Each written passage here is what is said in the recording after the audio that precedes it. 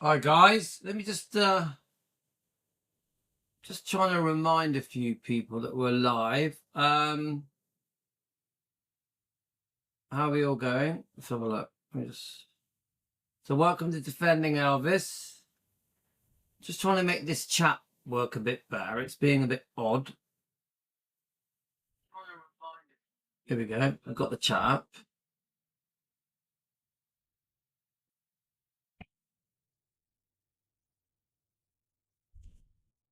Okay. Let's see if we can make being a bit weird. Hi Tony. I'm just gonna message some people to let them know we're live, okay?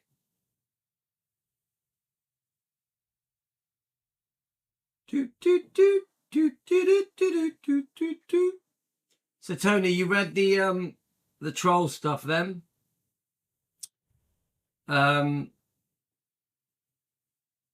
You're still at work, are you? You work too hard. Right, we're gonna message a few people.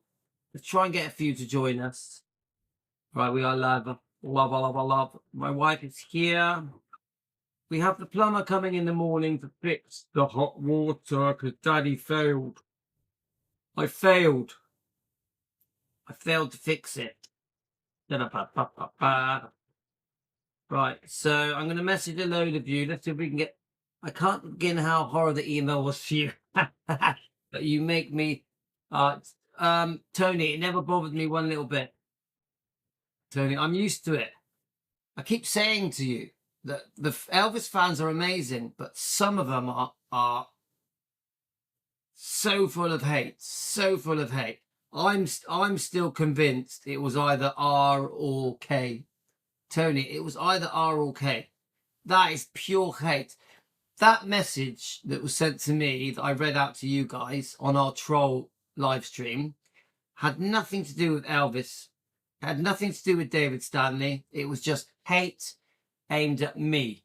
That's all it was. It's a Louis, it's whoever the hateful person is, we probably know who it is, against me. It has nothing to do with Elvis. Nothing to do with it. This is a very hateful person with a blue heart. And there's one thing, I'm not capable of that. So it didn't surprise me, to be honest with you. Right, so I'm just quickly messaging as many people as I can. Hi Debbie, how are you?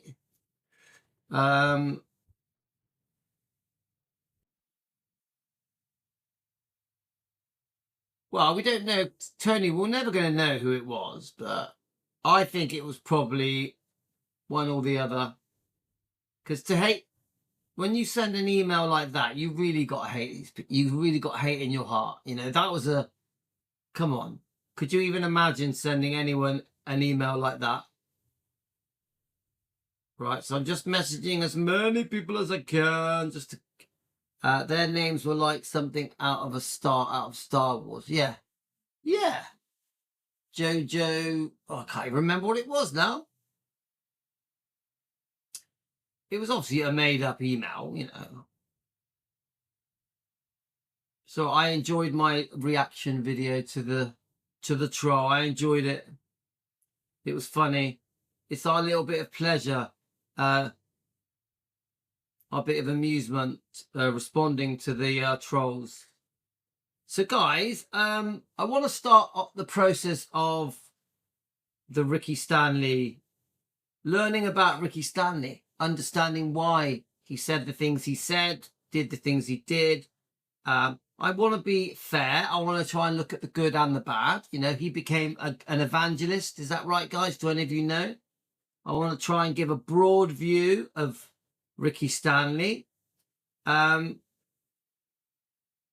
know, it doesn't all have to be completely negative. More just us just discussing and learning together as Team Elvis and as Elvis fans about Ricky Stanley, because we've got a lot to learn. Because I don't really know that much about Ricky Stanley. You know, on and off we've learned things about him, but I wouldn't say there's a standout thing.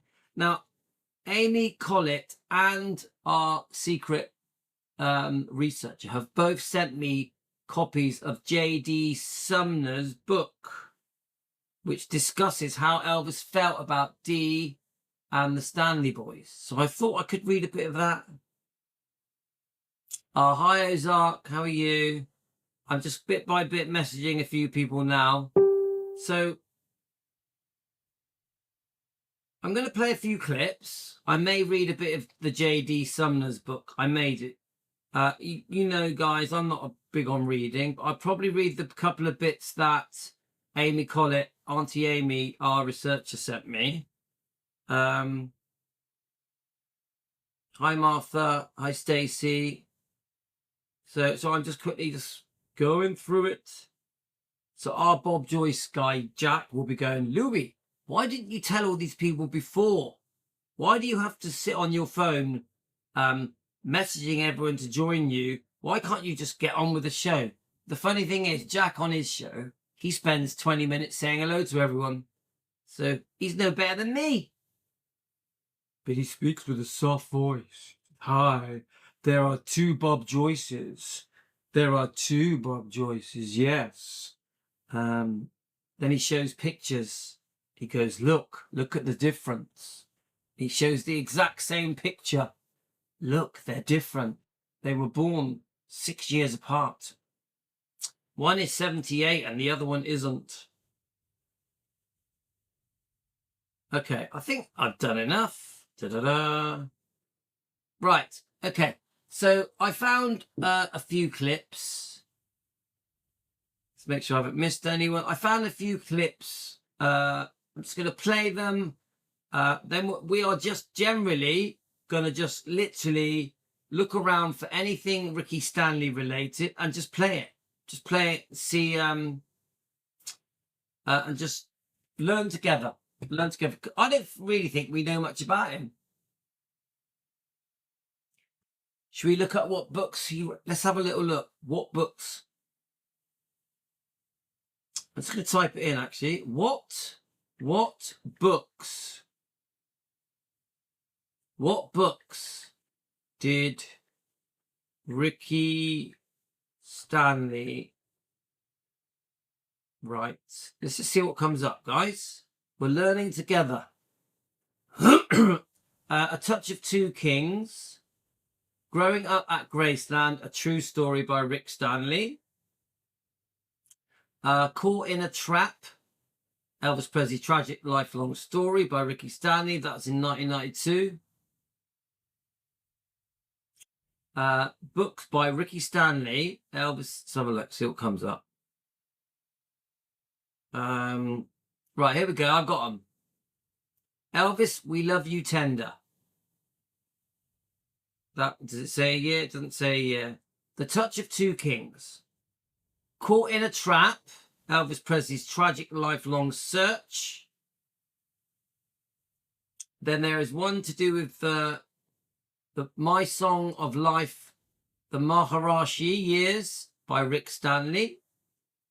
Touch of Two Kings.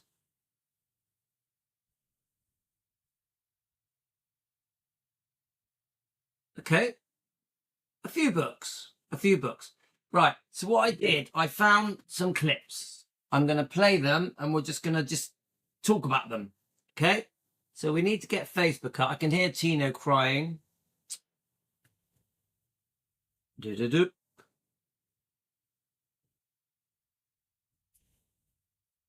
Okay, let's get Facebook up, guys. Now, what's that? Is that coming up? Right, yeah, we've got Facebook up. So I've covered the David Stanley topic. We are now moving on to Ricky. But, you know, the Ricky Stanley topic does sort of blur into David and a bit of Billy and a bit of Dee Stanley. It does, because... Right, let's have a look. Let's move me over a little bit. Okay. Back a little bit. Okay. Right, let's see if I can find it. Let's get the thing up. Now, I put it onto my Messenger, which is where I keep all my stuff. Right, let's have a look. Oh, has it come up? Let's have a look. No, it's not on there. That's weird. Unless I put it on my other Louis. Let's have a look. Let me just go back a bit. Hang on a minute. Whoop, whoop. No. All right. Okay. Hang on. Let's just, I can put it, doesn't matter. Hang on. I've already stored some videos up and I've got some on my history. So I'm sort of, I am sort of ready for this. Let's have a look, see why they haven't come up.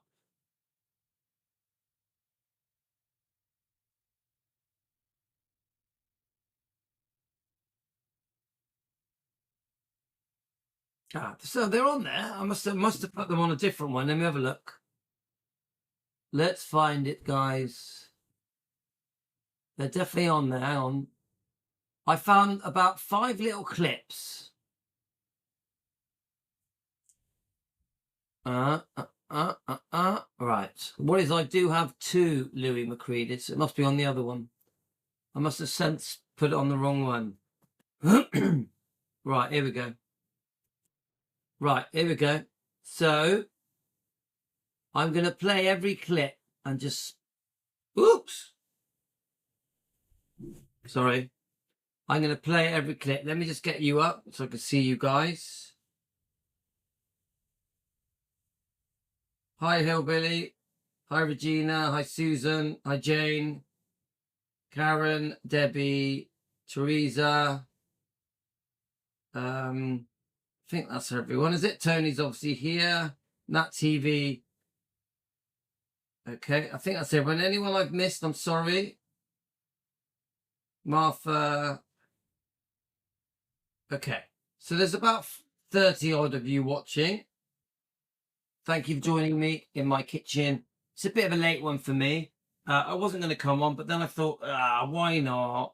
Why not? Defending Elvis, coming together to defend. So let's just play a few of these clips one at a time.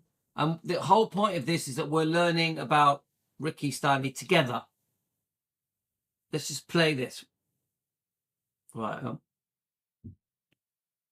believe that Elvis became more aware of Christ the latter part of his life, and he did meet with Rex Humbard and sit and pray and talk for quite some time. I believe that Elvis was a believer, but the devil believes. You know, almost everybody believes. Believing is just not good enough. You've got to take the step of faith. Let me pause that. Now, I got this clip on purpose because I didn't like it. I don't agree that Elvis was more interested in Jesus and God and the Bible and all that towards the end. I really don't believe that. I think that Elvis was very, very religious, very spiritual. Always. Even if you go to the mid-50s, when he had the opportunity to go to get on TV, he still wanted to sing gospel, didn't he? Peace in the Valley. So when Ricky, this is Ricky's truth. This is Ricky's version of events. Oh, Elvis was more into Christianity towards the end. And then he even says, even the devil, he almost says, Elvis with all his bad habits, women, drugs, blah, blah, blah. I don't like this. And I'm playing this to you to show you that I don't agree with it. I fully do not agree that Elvis was more religious at the end of his life. I think it's bullshit. I think Elvis was always religious. He took the Bible with him wherever he went. He would get down every night and pray on his knees to Jesus. So this is bullshit, but let's play it. Rex Humbard, he was on there. Well, I believe that Elvis became more aware of Christ the latter part of his life, and he did meet with Rex Humbard and sit and pray and talk for quite some time. I believe that Elvis was a believer, but the devil believes. Almost every. But But why does he say that? It's almost like he tries to backtrack, but the devil believes. Yeah? It's almost like he's like, oh, how can Elvis believe in Jesus? You know, even the devil believes. It's a weird thing to say. Everybody believes. Believing is just not good enough. You've got to take the step of faith. After my brother's death, sir, I stood over his casket. So when he says my brother, he means Elvis, yeah? And I realized, Rick, Elvis is only 42 years old. You're heading down the road just like him. I went through 2 drug rehabilitation hospitals for 30 days at a time. I couldn't get my life straightened out. I went to Florida. I accepted Christ as my Savior. My life has been totally, completely turned around. And there's some good things that have come out of this man's death. A lot of young people, I do some work like Carol Burnett does, you know. I go in colleges, high schools, give drug talks, turn away from that stuff. Yeah. When was... Yeah, I discovered Jesus, and then I spent the rest of my life talking about Elvis when he died, being with Elvis at the end of his life and his drug problems, talking about Elvis's drug problems. That was how I changed after discovering Jesus. I don't fall for it, guys. Right, let me play the next clip. Let's have a look.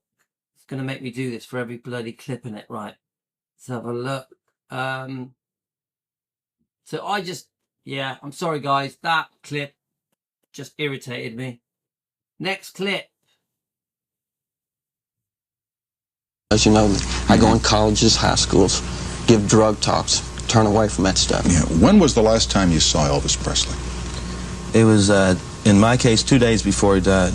Obviously, you got Dave and Rick in this. Now, remember, Dave has just said he saw Elvis for the last time 2 days before he died.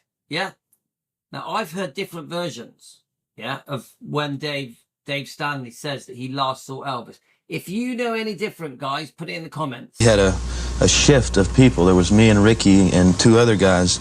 Elvis had to have somebody with him 24 hours a day, right across the hall. He was in a situation to where you had to literally watch him because, you know, anything could happen to him. On his medication, he could fall down and bust his head. He could fall asleep eating a sandwich. And I was, a couple of days before he died, I was there. And he even said goodbye then. I mean, I feel like that the last conversation, he looked at me and he said, David, I don't feel like that I'll see you again on earth. And, you know, I just talking about a rush. What a bummer, huh? Yeah, and I just, was such a negatory thought, you know. I kind of walked out. And then 2 days later, I walk around the corner and see him laying, you know, he was dead. He had died. And I just, wow, the whole end was horrible. You know, not just the death, but before the death. It was almost like a release to see him gone, like he was so miserable at one time. And, you know. Why? Just why, guys? Why? Right. I will play that in a second. I've noticed we have a new person. Right, Annie 771. Please, if you're a troll, say what you want to say. Say what you want to say. If you're not a troll and you've joined us to help Team Elvis defend Elvis, then welcome to Team Elvis. So Annie, what's it going to be? Anne, what's it going to be? Come on. Let's hear it. Now, this is, now I don't want to be like this, but we've had some trolls visit us lately. So we are, at the moment, I'm just fed up with it. But, right. So, if you've got something to say, say it. If you're not a troll, I'm sorry. Right. So, listen to this, guy. Listen to this. This is David, yeah? Listen to it, okay? You know, I kind of walked out. And then 2 days later, I walk around the corner and see him laying, you know, he was dead. He had died. And I just, wow, the whole end was horrible. You know, not just the death, but before the death. It was almost like a release to see him gone, like he was so miserable at one time. Do you see that? It was almost like a relief to see him gone. He was so miserable. Well, Ginger Alden didn't say that. Ginger Alden said Elvis was looking forward to the future, was very upbeat about the future, was looking forward to the tour. They'd recently been on holiday to Hawaii. He'd lost some weight. He was turning a corner. We've shown pictures of Elvis months before he died looking quite slim. He'd lost a lot of weight. Yes, his tummy is a bit extended, but his arms, his leg, his shoulders, he's looking okay. He's looking all right. Please remember Elvis's actions the night before he died. They weren't the actions of someone who was going to die. They were not the actions of someone who was going to die. Why would he play racquetball and have fun with Billy Smith? So when you have Dave Stanley saying, oh my God, he was so depressed, you know, it was a relief. It was a relief to see him dead. It was almost a relief. Well, that's not what Ginger Alden said. Let's play that little bit again, guys. Horrible, you know, not just the death, but before the death. It was almost like a release to see him gone, like he was so miserable at one time. And, you know, wanting to know the Lord, literally know God. And to see him there, you just said, well, now he's at peace. So Elvis was at peace, even though he was never going to see his daughter, Lisa Marie, again. Elvis was at peace. He was never going to see his daughter, Lisa Marie, again. Do you really think Elvis was at peace? Do you really think that Elvis would have been relieved that he was never going to see his daughter again? Such bullshit. Such bullshit. So Anne, sorry if I come across a bit defensive. We've had some problems with people joining us out of the blue and being very rude to us. So if you are one of us, if you are Team Elvis and you're with us to help defend Elvis, Lisa and the bloodline, you're very welcome. I apologise that we're being a bit like this. We don't want to be, but we sort of have been forced to. Right, let's play. So you're very welcome. Let's play the next clip. Okay. Right. Remember, I don't remember what all these clips are. The night Elvis died, Ricky Stanley had lapsed into a drug-induced stupor. That morning, he left Graceland to have breakfast. It was like... So he's saying that Ricky Stanley was in a drug-induced stupor the night Elvis died, yeah? Is that true? like a premonition or intuition. Something had happened. I walk in and one of the housekeepers is standing there, and I said, "What's going on? What's everybody doing just standing around here?" And I will never forget that lady looking at me, Steve, and said, "Don't you know, Elvis is dead." And the next person I see is a little 9-year-old precious blonde-haired, blue-eyed girl named Lisa Marie. And the only thing she can say is, "Sometimes in the bathroom before and you won't wake up." Doesn't make what doctor you get here. I don't care. Just get a doctor. Chad, come on, wait, this call. Okay, so, I mean, it's horrific, heartbreaking, but, so Ricky was there, yeah? Ricky was there the night Elvis died. So, is it true that Ricky administered or helped administer and delivered the last prescribed medications that Elvis took? Tell me, guys, because I'm learning. I don't know. Who was with Elvis the night he died? Who was with him? Was Ricky there? Right, next video, guys. We're going to go through them. Now, I found some evangelical videos. I thought I'd play it in small clips. I thought what we can do is try and understand how Ricky went on to live. So in this, I think he's 35, okay?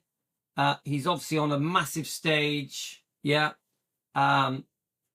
Speaking as a Christian, a born-again Christian, a man who has completely turned his life around, a man who lives to help people, yeah?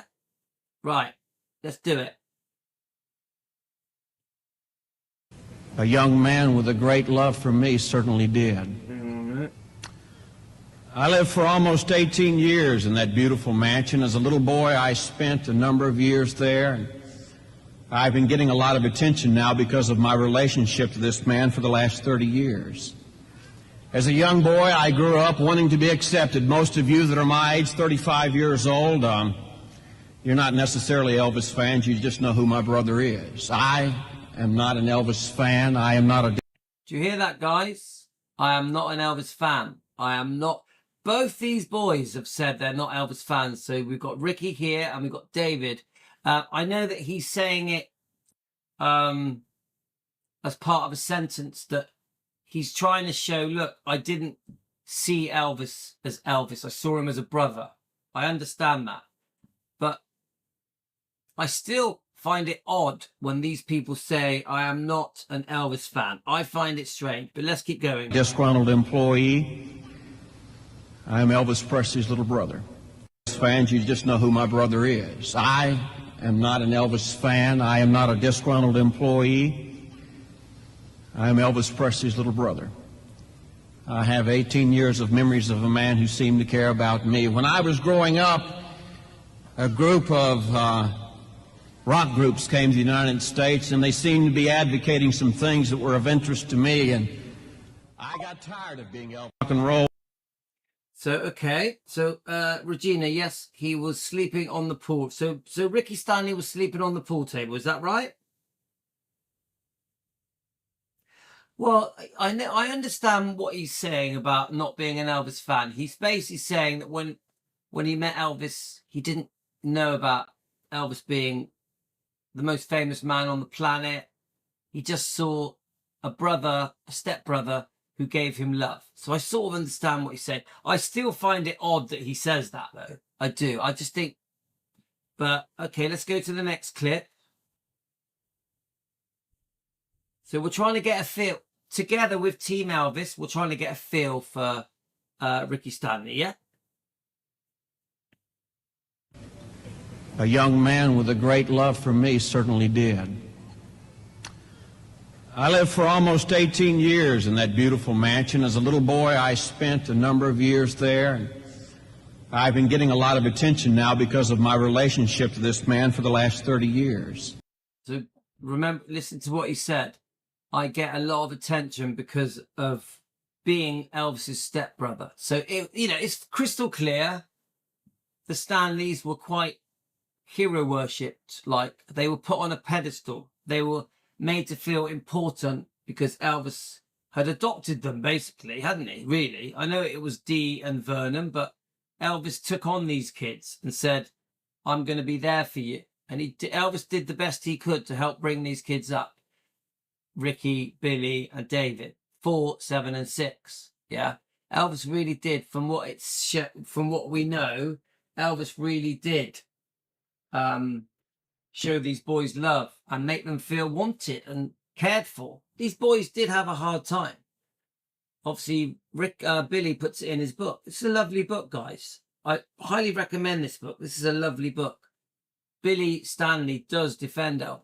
He does. I have to give Billy his credit. So let's keep going. As a young boy, I grew up wanting to be accepted. Most of you that are my age, 35 years old, you're not necessarily Elvis fans. You just know who my brother is. I am not an Elvis fan. I am not a disgruntled employee. I am Elvis Presley's little brother. I have 18 years of memories of a man who seemed to care about me. When I was growing up, a group of rock groups came to the United States, and they seemed to be advocating some things that were of interest to me, and I got... All right, yeah, so we've already played that, but it doesn't matter, because I find that clip quite interesting. Let's go to the next clip. That were of interest to me, and I got tired of being Elvis Presley's little brother, and I wanted to be received as Rick Stanley, so I got into the drug culture as a very young man. It would seem that a man with a father being an alcoholic, he would have enough sense to stay away from things, but, you know, folks, we do some crazy things in life trying to gain acceptance from our friends and our peers. I started fooling around with alcohol and drugs, and one thing led to another, and at the age of 18 years old, I was put in my first drug rehabilitation hospital in Memphis, Tennessee as a heroin addict. I'm sorry, young people. So let's work it out, guys. 18 years old, yeah? I think this is 1975, yeah? So this is a couple of years before Elvis dies, yeah? If I've got my facts right. Now, you think about it. These guys were... Tell me if I'm wrong. They were given jobs to look after Elvis. But they are... He's just said he was a heroin addict. these guys are supposed to be looking after Elvis, not just Ricky, other people around him in the last couple of years. So the people around Elvis in the last few years were very interested in just getting stoned off their face, partying, women. I've heard some bad stuff, guys. I've heard that Elvis was controlled with his prescribed medication so that these guys, the Memphis Mafia, maybe even Ricky, David, could party, could take drugs, could have fun. Remember, Elvis didn't take these drugs. Elvis didn't touch heroin, cocaine. Yeah. And so at the expense of risking Elvis's life, because they bet Ricky makes it very clear, and David does, you had to be with Elvis at all times in case he fell over, hit his head, choked on food, or even just purely for protection against the fans. So let's keep listening, guys. People, you can't use that line, "It'll never happen to me," on this young preacher, because it did. In 1975, I was arrested for drugs, and I was sentenced to 3 to 5 years on a narcotics charge. I will never forget sitting in that cell. I will never forget hearing my name yelled down a cell block and the elevator doors opening up and Elvis Presley stepping off that elevator with tears in his eyes, wrapping his arms around my neck and saying something that caught me off guard. So listen to what Elvis says to Ricky when he goes to pick him up from prison, which is no surprise, bearing in mind Elvis was very close to his own mother. Said, "Rick, this type of stuff's going to kill your mom. You're going to drive your mother to an early grave with doing things like this." Elvis had an immense love for his mother. I went through my second hospital, and they seemed to be advocating some things that were of interest to me, and I got tired of being... So it's interesting, guys, because we're getting a look at at Ricky. I might have already played this clip, I think. Right. So we're getting a look at Ricky, when he's become, born again. Now, someone just mentioned it just now. Let's see if I can get it. So I've had the J.D. Sumner's book, some pages sent to me, not just from, we've got a secret researcher that sends me information. She sent me about 6 pages, I think, maybe more, which I posted on our Defending Elvis Facebook page. And so obviously these boys make it very clear that they were very close to Elvis. Ricky, Billy, and David, the Stanleys. Even Dee, in the earlier interviews, gives that impression. Now, J.D. Sumner, he sees it differently. Now, I don't know the truth. Yeah, I don't know if these boys were close to Elvis. I have no idea. Obviously, if you read Billy's book, they were very close. Elvis absolutely adored the 3 boys, was really pleased to have stepbrothers, always wanted a brother, and that is a beautiful book. Yeah. And suddenly I get sent J.D. Sumner's book, which sees things differently. So let me just see if I can... I was going to read the couple of pages that Amy sent me first. Let's have a look. Okay, here we go. So here's the book. I think one of you, Regina, just mentioned it. Yeah? So here's the book. Yeah? Elvis, His Love for Gospel Music, and J.D. Sumner. Okay, let me just quickly read some of your comments. After you showed the J.D. Sumner's page on Facebook, I don't know what to believe of this book. I loved Billy's book, but now I'm not sure what to think. And Billy's book is beautiful. Billy's book, The Faith of Elvis, is an absolutely beautiful book. It really is a must read. Just a very easy book to read.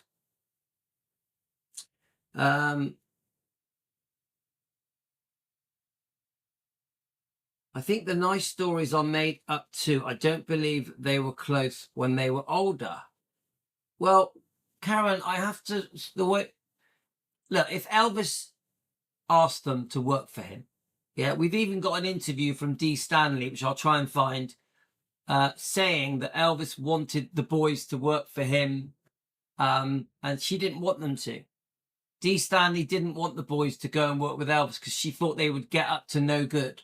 So I would, Karen, I would say, you know, I don't know, but I would say that there is a chance they were close with Elvis, on and off, on and off. Yeah, that I would more go that way than just say they weren't. Yeah, I do think that I've read a thing today that Billy was sacked for a while. I read that Elvis had also fallen out with Ricky and Dave at different times. Pretty standard stuff. Teenagers, you know, they're teenagers, aren't they, guys? Yeah. So Lisa didn't like these people for a reason. They took advantage of Elvis's generosity. Now, on that TV, I've had a few messages. I think it was Joanne. Joanne told me that Lisa did have a friendship with the Stanleys. Did she or not? Because I've never heard of it. Am I wrong? I'm sure it was Joanne saying in her comments that Lisa did know the Stanleys. Yes or no? Did she? I don't know. Did Lisa Marie have a friendship with any of the Stanleys? I'd like to know. I'm on about Billy, Rick, or Dave. Yeah, not the mum. So remember, we're learning as we go. Yeah. So Karen says a lot of people. She's read that a lot of people read that they weren't close. Right. Okay. So there's the book, Elvis, His Love for Gospel Music, J.D. Sumner. So this is what Amy sent me. Okay, I think there's a shorter page first. Let's have a look. That's page 86. Now, I've got a lot more than this because our researcher has sent me a lot more, but I don't have time to read that today. Let's just read this. Let's make sure you guys can see it. There's no way Elvis could have taken all the drugs purchased in his name. I will always cherish the time I got to spend with Elvis. So this is J.D. Sumner, yeah? I'm extremely proud that for 6 years I sang on stage with the greatest entertainer in the world. Elvis did use pills. Most of those around him used them. Even some of my boys in the Stamps Quartet got into drugs. Donnie Sumner reached the point that he used a lot. Elvis's 3 stepbrothers, Rick, David, and Billy, were into drugs. Elvis never considered them as his brothers, stepbrothers, or any kin at all. Now, this is J.D. Sumner's words, okay? Not mine. So J.D. Sumner is saying that Elvis never considered these 3 boys as his stepbrothers, not even as kin. Even though his mama had been dead for years, Elvis was still very much a mama's boy. He never approved of Dee Stanley. I think the whole world knows that. Vernon's second wife. He could never bring himself to accept her. I remember in the 1960s when Dee and Vernon got married, one of the Memphis newspapers carried a picture of Vernon and his new bride from Germany standing outside the house, and accompanying article was about, right, let's go to the next page. Page 87.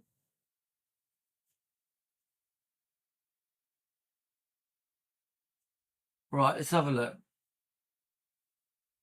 Elvis saying that she was not going to live in his mother's house. That house, Graceland, was bought for his mother, and he said there's never would be another woman take his mother's place and sleep in that house. Well, that makes sense.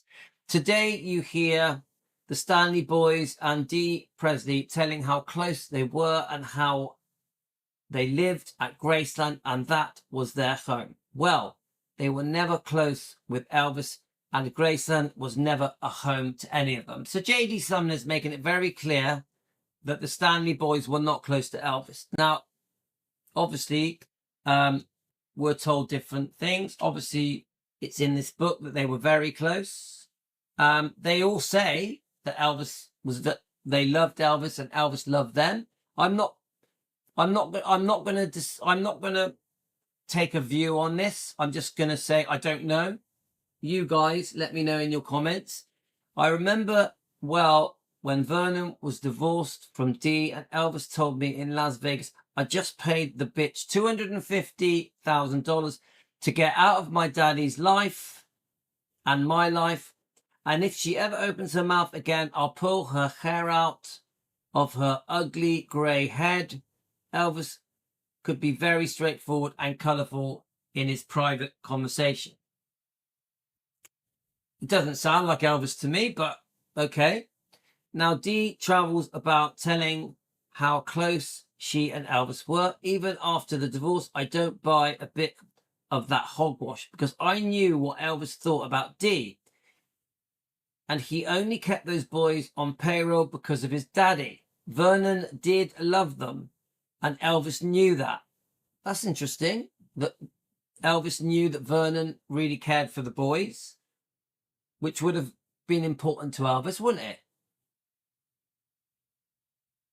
He tolerated them out of respect for his daddy, but he never considered any of the Stanley brothers to be his stepbrothers. Interesting. I'd be very interested to know what Billy and David says about this, what their view on this is. Billy, Stanley, if you're ever watching my show, is this true? Is there any truth to this? Please message me. You're welcome to message me. Is there any truth to this? I'm not going to take sides. I'm just open for learning. We're learning here at Team Elvis, aren't we? I never heard Elvis call them anything but silly old bees. They took more of the dope than anybody else. Rick Stanley is now a dedicated Baptist minister. He is a Christian. I believe he is sincere and living right. But Rick Stanley took more dope than anybody in the organization. He'll tell you so. My wife, Mary, and I were at a Howard Johnson's one night and heard a noise at the door. I opened the door and Rick fell into the room, passed out. He had almost overdosed. Mary and I bathed his face and got him back where he could breathe good, and we kept him awake until his crisis had passed. David Stanley was fired 2 or 3 times by Elvis. Elvis couldn't control David. Elvis fired Billy too. And all of them have written books about being brothers of Elvis. So, very interesting, guys. David had been fired, so had Billy. We all know they all went to write books. Okay, well, thank you. It's Amy that sent me these clips. But our other researcher has also sent me about 6 pages. So let's read your comments, guys. Let's have a look. Hi, Anne. Anne771. Have you been on our show before, Anne? You're very welcome. Have you been on our show before? Right. Let's just go back and just check a few of your comments. So, you know, we've got differing views. We've got some views say that Elvis was very close to the boys. We all know that Elvis couldn't stand Dee Stanley. Yeah. And we've got people, you know, this JD book, JD Sumner's book, is clearly saying that Elvis didn't like them. Didn't like them, was only nice to them because Vernon liked them. So that's very interesting, guys. Wonder why Billy stopped working for Elvis towards the end. A good question.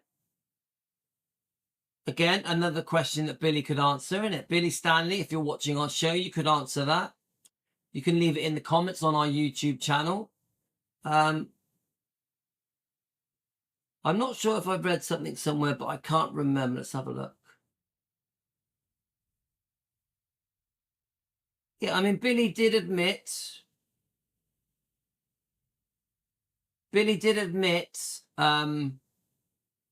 that it wasn't all straightforward, was it? They did fall out a few times. So, right, we've got a new person. Now, to the new person that's joined us, we are being a bit cagey at the moment. So we like people that are going to join us to introduce themselves, say where they're from. So the question you have, strange, don't you all think that JD would write words like that about others? Well, yeah. So, we know JD had an alcohol issue, and I don't know whether you all watched David Briggs' interview with Spa Guy, but he doesn't talk too well of JD. Okay, well, that's interesting. I'm Soho Digital. Have you got a name? Where are you from? Welcome to Team Elvis. I'm open-minded. I'm open-minded because I tend to think, I'm just a fan. Yeah, I'm no expert. I tend to think that Elvis did have a good relationship with the Stanley boys. I do. If you look at the pictures, I do think Elvis liked helping these boys, taking them out from an orphanage and giving these boys a life. I actually think they probably were close. Now, it could have been on and off. Hi, Terry. Welcome to Team Elvis. I do agree it could have been on and off. Now, of course, we have to be open-minded. J.D. Sumner, who's a great guy, a big defender of Elvis. We know about him defending against Dee Stanley on the Geraldo show when she accused Elvis of disgusting things. JD and Joe Esposito jump in there and defend Elvis. So there is a possibility that JD didn't like the Stanley boys, innit? So I'm trying to be open-minded. Was Elvis close to the boys or not? Or was it on and off? Were they sometimes close? Elvis may have fired them, all three of them at different times. Yeah. So it's a complicated story, isn't it, guys? Briggs shouldn't be talking about anyone since he was with Linda. Hi, Melissa. How are you? Not that he was perfectly honest in everything. I don't see why he would lie about the Stanleys. Well, Melissa, trying to be fair, yeah, he may have just not liked them. He may have just not liked them. Now, I'm not against JD. I think JD Sumner's amazing. I think he's a great guy. I'm trying to be open-minded. I'm trying to see both points of view. The point of view that Elvis was close and liked the Stanley boys, and the point of view of JD, which says that Elvis didn't really like them. Elvis was only good to them because Vernon liked them. Yeah? I'm just trying to sit on the fence on this, yeah? So I think because you guys are talking about it, I might read some of the other pages. Shall I do that? Does anyone want me to read the other pages? Elvis did a lot of Stanleys when they were younger. I'm convinced he had a good relationship. Yes. Yeah, I think, Karen, I think that's right. Yeah. Things changed with their age. Yeah, obviously when they're younger, Elvis would have treated them as children. I've seen the interview with Dee Stanley when saying that Elvis wanted Ricky, who was 16 years old, to come and work for him. Yeah, I've also seen Ricky saying he was living like a 30-year-old man. He was surrounded by 30-year-old men that were drinking, taking drugs, sleeping with women, and Ricky was thrown into that world as a 16-year-old. Yeah. I think JD was particularly incensed by Dee and the first book, which the other boys contributed. Yeah, and I've heard about this book. I have not read it, but I have heard about this book. So, yeah, okay. Right, so let me just, I think I will let's get the other pages up, guys. Let's have a look. We do have, so our researcher sent me the other pages, which I massively appreciate. I think because we're talking about that book, and we are trying to, we're trying to understand the Stanleys. The main topic at the moment is Ricky, because we've done David. So let me just see if they come up, these pages. Let's have a look a minute. So thank you to our researcher for sending me them. Let's see. Right, where are they? We've got to find them, guys. I know I've put them on the Facebook. Let me just see if I can. Let's see if they come up. Otherwise, I'll just repost them.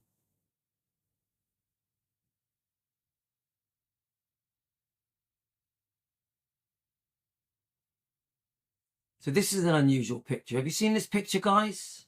I noticed this on a different page. I thought that's an unusual picture, isn't it? That looks to me, obviously Red West.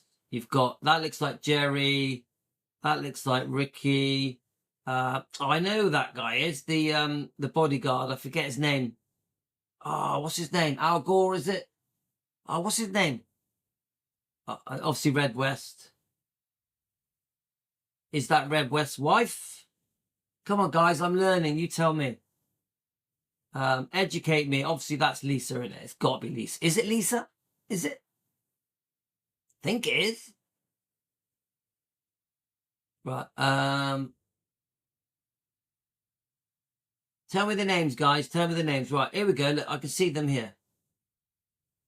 Is that it? I think that's it. Yeah. Is that it? Yeah, I'm sure. Yes, that's it.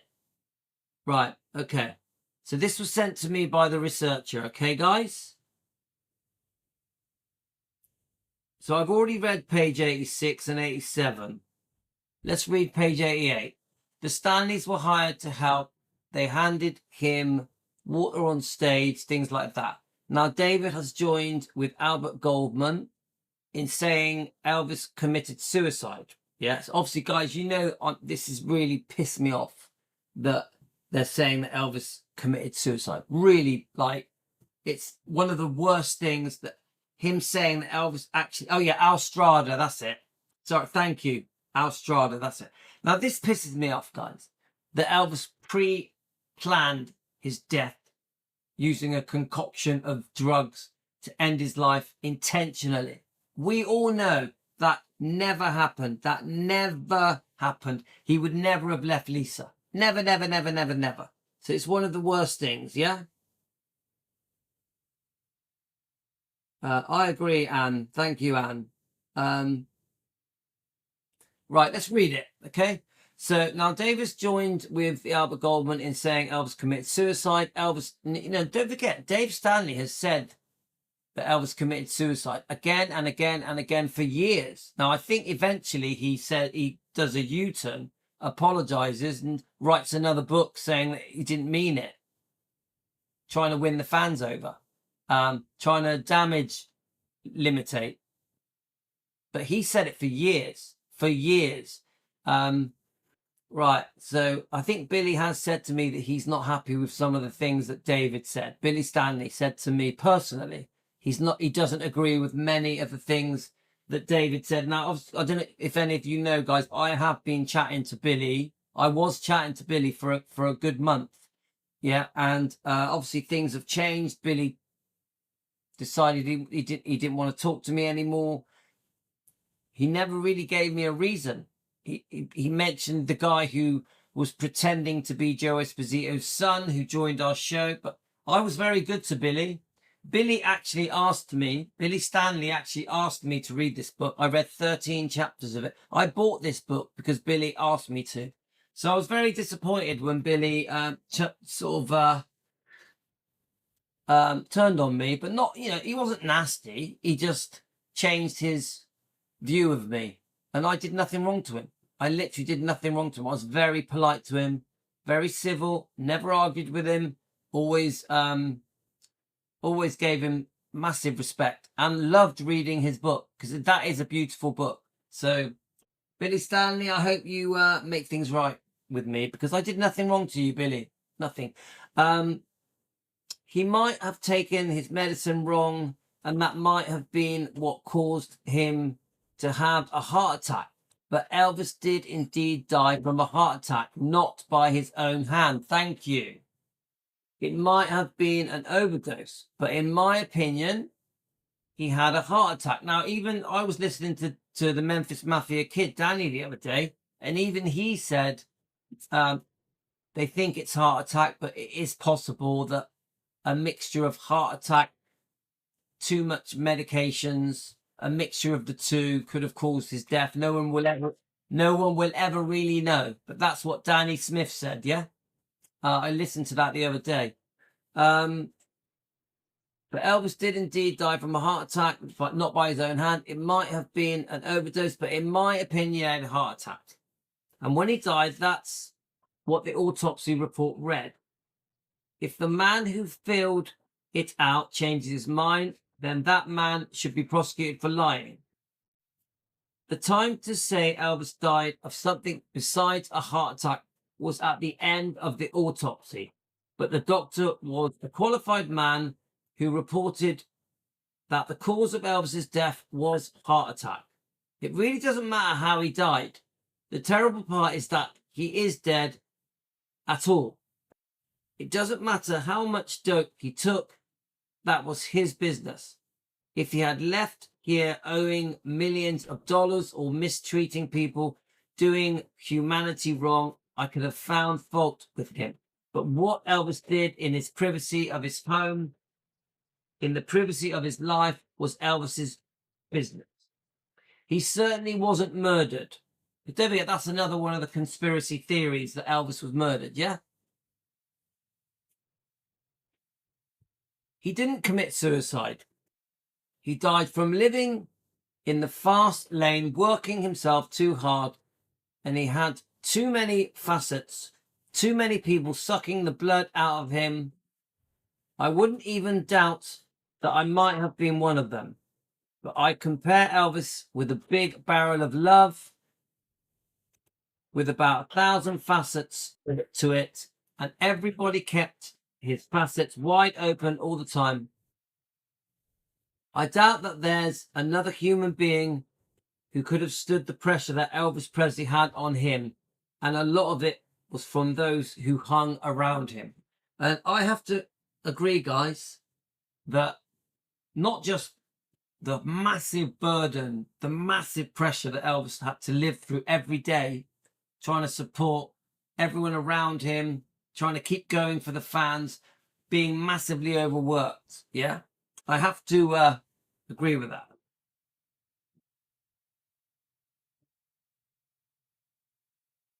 It's sad. It's sad. It's sad, isn't it, guys? It's sad. You know, when you think about Elvis, and there was so much expected from Elvis, wasn't there? He really did have to perform, and I don't just mean singing here. He really did have to pull out all the stops to make sure everybody was taken care of. I think that's how Elvis felt. Let's have a look. Melissa, I believe David believes it, but I don't believe it. As depressed as I think he was at the stage of his life, contrary to Ginger, I don't think he'd do with Lisa in the next room. Yeah, I agree with that. But so I can see that Terry says that Terry, obviously, you don't believe Ginger. You don't believe Ginger's positive, optimistic version of events, of how Elvis felt in his life and about the future when Elvis was with Ginger. Because Ginger speaks about Elvis in a very upbeat, positive way on how he saw his own future, even wanting to get married, to have a baby. Don't forget, we can't deny this. Elvis takes Ginger to her grandparents' funeral, to her grandfather's funeral. He pays for everything. They use his aeroplane. You know, that doesn't feel like somebody to me that is, how can I explain it? I still think Elvis was leading a very full life at the end and was very much looking forward to the tour that was coming up. So you're basically saying you don't believe Ginger, yeah? That's what you're saying, yeah? I meant that JD said, not Elvis committed suicide. Elvis would never do that. It makes no sense. Thanks, Melissa.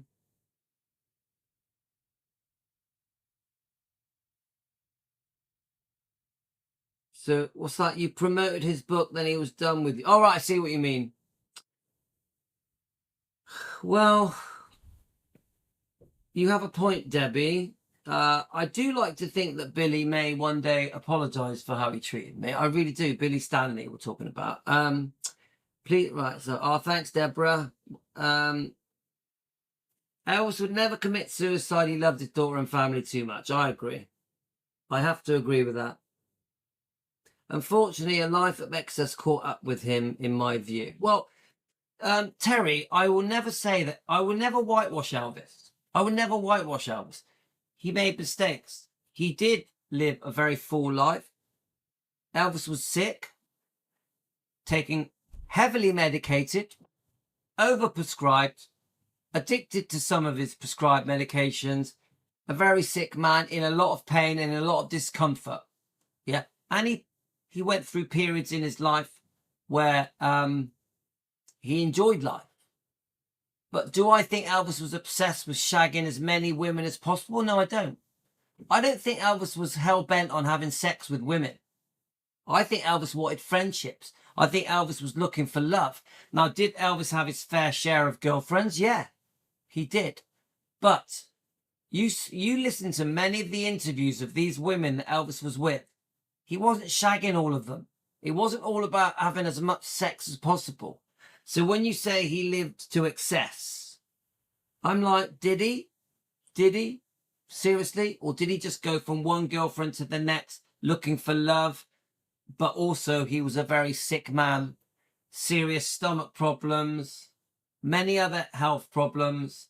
He inherited many health problems.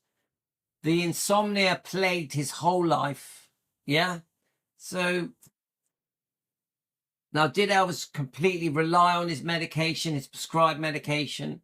Did Elvis turn to his doctor for more tablets to reduce the pain, to ease the pain, to help him relax, to give him energy to perform, to boost him so he could go out on stage? Was Elvis taking a massive mixture of prescribed medications to fix many different ailments in his body? One of the biggest problems Elvis had was pain. Even David Stanley in the Terry Wogan interview. Oh yeah, Elvis was in a lot of pain. Then you have Susanna Lee. Oh, Elvis told me he may have colon cancer. Elvis told me he was in a lot of pain. So I don't think it's fair. Sometimes when people say excess, like your words, Terry, excess caught up with him. I agree there was excess. But a lot of the excess was forced on him. If Elvis is genuinely a sick man with many problems within his body, not all caused by the pills, not all caused by his addiction to prescription medication, not all caused by the fact that he may have over-medicated, he may have took too many pills. If Elvis was genuinely in a lot of pain, genuinely couldn't sleep, genuinely needed energy to go out and perform, if Elvis was genuinely overworked, then see it from that point of view, then I disagree with excess caught up with him. Now, if you are a non-Elvis fan, you don't really know much about Elvis. You'll say, oh, all he wanted to do was get stoned, take drugs, shag women, eat burgers. Yeah, get fat. The non-Elvis fan will say a life of excess. But if, like us, we are fans, we've done our research, we've looked into the past, we've looked into how Elvis lived, we've looked into Elvis's medical problems, chronic sicknesses, we've looked at his medications, his prescription medications.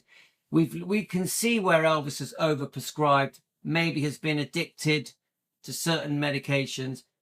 And we've weighed it all up and we've said pain, insomnia, constipation, twisted colon, glaucoma, blah, blah, blah. Then I see it differently. Then I think it's actually unfair to say excess caught up with him. But I mean that, Terry, I mean that with respect, because I can see you're an Elvis fan. I'm trying to show you that when you weigh in all the facts, you may see it differently. You may see it differently. I see it differently myself. I believe Elvis was so stressed about the tour and the fans' reaction to him after the book came out, he was struggling even more to sleep, but no way would he be in suicide. Yeah. Yeah, Terry, I agree. It's very upsetting. He had a lot more life to live. The biggest shame is he passed at 42. And it's funny because when Elvis died, I was 10 years old. Okay? So we hear that Elvis dies at 42. Now, when you're 10 years old in 1977, no, sorry, 1977, yeah, you think 42 is really old. Now that I'm 58 in a few months, 42 is so young. Isn't it? Don't we all feel that way, guys? When Elvis died, we were all very young. So 42 seemed old. Now that we're in our 50s, 60s, 70s, and 80s, some of you even in your 90s, 42 is so young. My wife has just turned 42.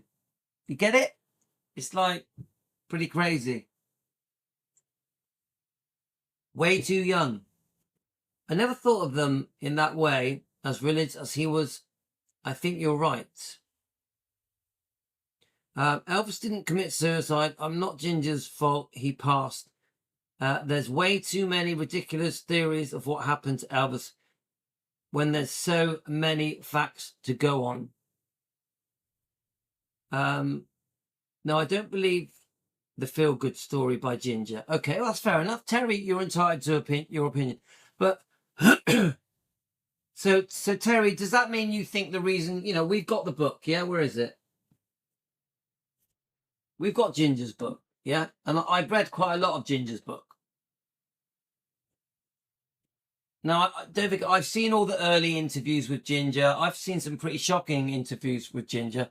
She has changed her story. Yeah, I must say that, guys. I found a very rare interview from Ginger the other day that I've never seen before. She has changed her story. Initially, she was trying to make money. When Elvis first died, those first few years after Elvis died, she was out for money. She was. We know about the movie. You can watch it on YouTube. It's free. So basically, Terry is saying he doesn't believe a lot of the things in this book. Okay? So, I mean, I do like Ginger. I do think she's changed her story. Now, but I will say this. Is there a reason that she likes to paint a picture that Elvis was very optimistic for the future, looking forward to the future? Now, obviously, I do have a grey area when it comes to the engagement and the marriage. Do I think Elvis was going to marry Ginger at Christmas and have a child? My personal view is he was too unwell. And he had too much on his plate. He was still dealing with the book, Elvis, What Happened? He was obviously very sick. Yeah. So do I think Elvis was going to get married in December to Ginger? Probably not. Probably not. But I don't know. I wasn't there. Just because Ginger states a nice story doesn't make it true. I agree. Terry, I agree with you. I agree. We don't know if Ginger's story is true. Yeah, so the story about Ginger at the funeral is just an instant in time, but it still shows you that Elvis was up doing stuff. He was busy. He wanted to do things. Yeah. So he wanted to be there for Ginger through that funeral, The beautiful story of Elvis singing with Charlie Hodge when the pastor starts singing. I think that's lovely. I think it's lovely. It's one of the loveliest things I've ever heard.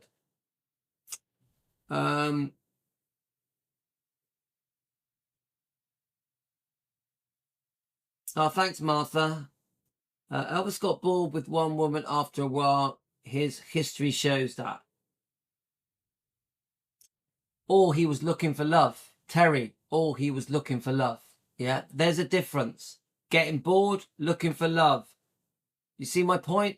It isn't just about just the next conquest, the next woman to shag. How about he was looking for a soulmate? I think that. You call it boredom, I call it searching. So I have different views than you on that, Terry.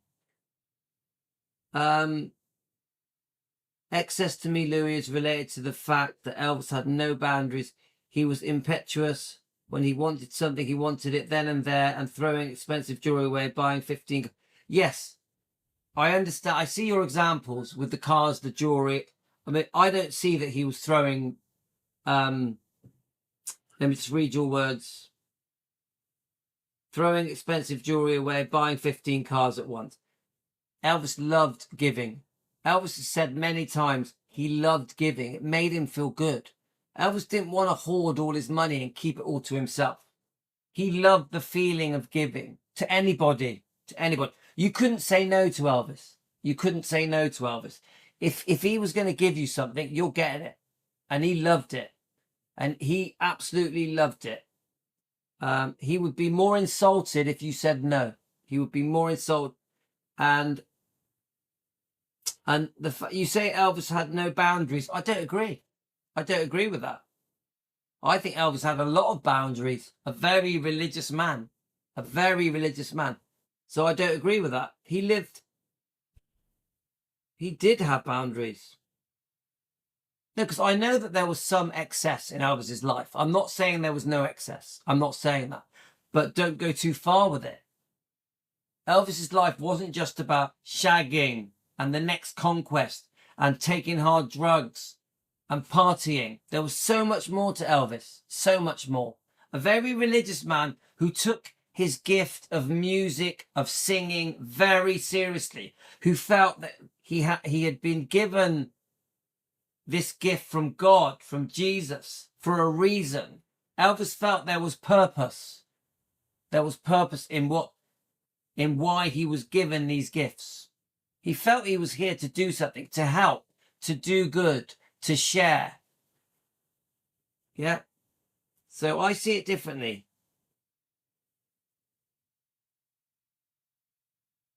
So Terry says it's in Ginger's best interest to take to take the contrarian. Sorry, I can't read it. How would it sit with the public if she acknowledged the other things the insiders stated? Okay, but I understand. I know what you're saying. You're saying that Ginger tries to give a different story, yeah, and that is profitable, yeah. Ginger having a different version of events is good for her book, good for her image. But you're also saying, how will it sit if the public that she acknowledged that the things the other insiders say? The problem we've got with we could be talking about Billy Smith, his trash book, the Memphis Mafia, Lamar, Marty Lacker. We could be talking about Red West, Sonny West, Dave Hebler, right? But I think this, come on, Elvis was no angel. Elvis was no angel. Some of the things these people say, there is some truth to it, yeah? We're not naive, but it's their version of the truth. So if we've got men that are jealous, envious, resentful, harboring deep resentment towards Elvis, yeah? When it comes from the point of view of that they were employees, Elvis was the star. Elvis got all the attention. Elvis was the good-looking man. Elvis, the women all wanted Elvis. Elvis was the singer, the film star. Elvis got all the attention and adoration. Elvis got all the love. I do get a sense there was a lot of jealousy from the Memphis Mafia. Not all of them, but most of them. Yeah, not Marty Lacker, not Larry not Charlie Hodge, not Larry Geller. But many of them, including Billy, there was some serious jealousy and resentment going on. So when we get the opinion of the Memphis Mafia, the ones that betrayed him, it's tainted. It's tainted by the jealousy, the resentment. There's almost a backlash. There's almost revenge. Sometimes when I read about the Memphis Mafia and Billy Smith, certain members of the Memphis Mafia, I see revenge. I see revenge. I even see it sometimes in Linda's book with some of the things she says. The chicken soup story, choking on an apple core story, things like that. It's almost like they want to take away his dignity because it's their way of getting revenge. Ha ha, you're dead now, I can say what I want. I get that feeling. Oh, you're dead now. I'll say the things that I was too scared to say to Elvis when he was alive. So we have to be careful. the things that we believe that are said by some of the Memphis Mafia, by Billy Smith, by the Stanleys. We have to be careful. Why did Dee Stanley say the disgusting things that she said on the Geraldo show? Why? To make money, to get revenge, to get back at Elvis. Some say that she originally wanted Elvis, not Vernon. So there's revenge at play. We have to be open-minded. We have to be open-minded.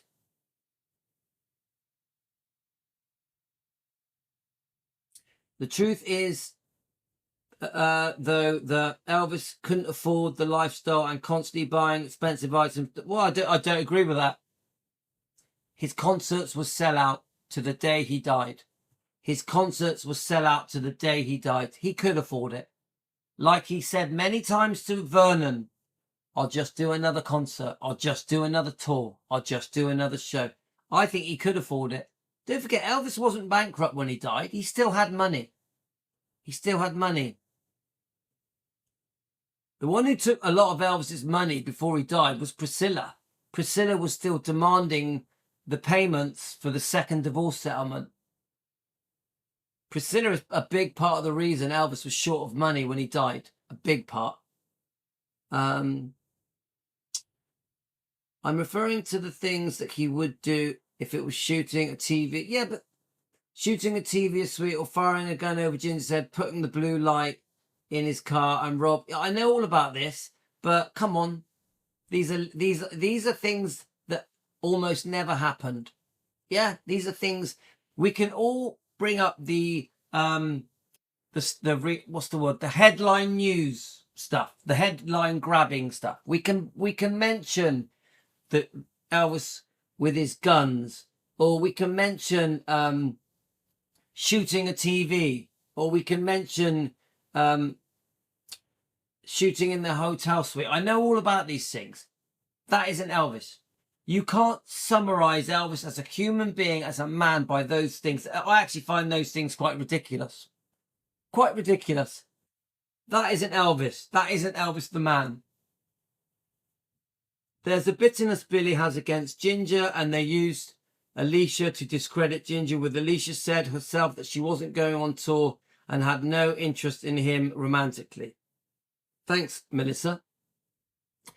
If Ginger agrees that Elvis was addicted to his medications and would do some of the things that the other insiders said, then it is not a stretch to say that they also are right about what they say about her. Well, I've heard Billy's words about Ginger. I've heard Marty Lacker talk about Ginger. I think Lamar Fight as well. So she was not popular. They all liked Linda. Linda Thompson was one of the boys. They never liked Ginger. Ginger was a newbie. Ginger was a newbie. She came along and she exposed what they were up to behind his back. The Memphis Mafia, the Smiths, the Stanleys were up to no good behind Elvis's back, and Ginger spotted it and she told Elvis, and they didn't like that. So, sorry, they missed Linda. They missed Linda. So,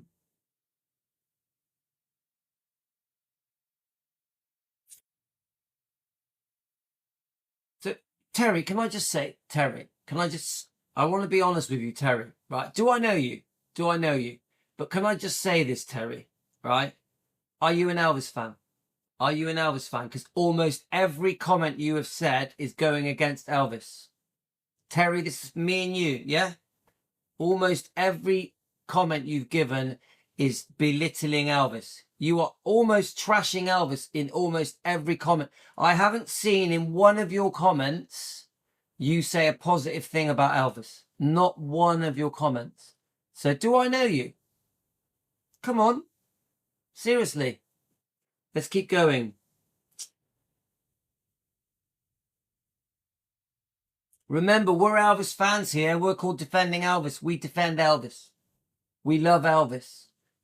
You won't see me trashing Elvis in my comments. You will see me and Team Elvis defending Elvis at every opportunity. You ain't doing that, Terry. You ain't doing that. You're trying to say to me all the negative, bad stuff that is said about Elvis by the Memphis Mafia is true.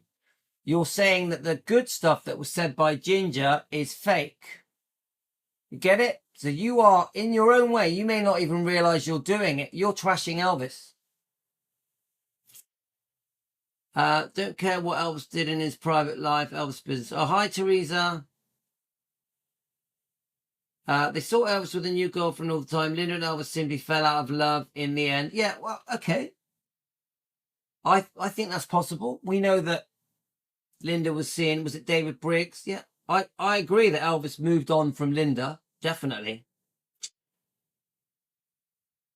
They missed Linda because she went along with the program. Ginger had questions. Yeah, thank you, Melissa. Thank you. Who they kept away from Elvis told her what she could and couldn't tell him. Okay, all right, well,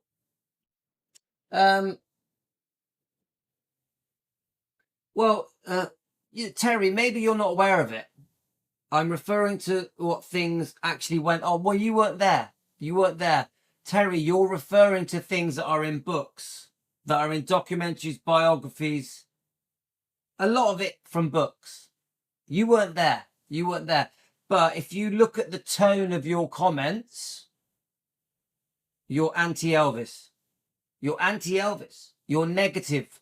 Your thoughts towards Elvis lean to the negative. You see Elvis more as an addict, as a shagabout, as a spender, as a crazy man that shoots TVs, shoots through hotel ceilings, points a gun at Ginger Alden's head. You lean towards the negative, and remember, you're an Elvis fan. Is anyone else picking up on this, or am I the only one? There's nearly 60 people watching this live stream now. How many of you here think Terry is leaning to the negative when it comes to Elvis Presley? Remember, Terry's supposed to be an Elvis fan. How many of you are picking up on what I'm picking up? I have a feeling we know you, Terry. I have a feeling we know you.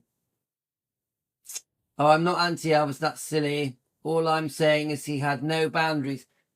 Everyone has boundaries, but you're saying it about your hero, Elvis Presley.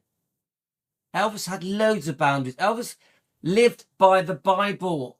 He lived by the Bible. He took the Bible with him everywhere he went. He got down on his knees every night and prayed to Jesus on his knees. Elvis had plenty of boundaries. Plenty of boundaries.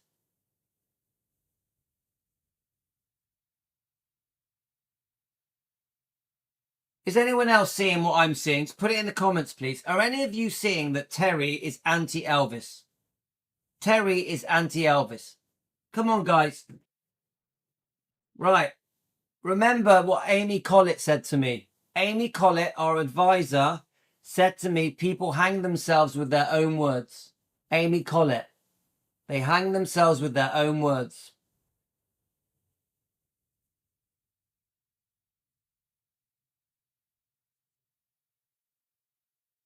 That's the one thing I like about the people that join us that are against what we do. They hang themselves with their own words. Right. Let's have a look. I'll let you dig a hole. I'll let you carry on digging a hole.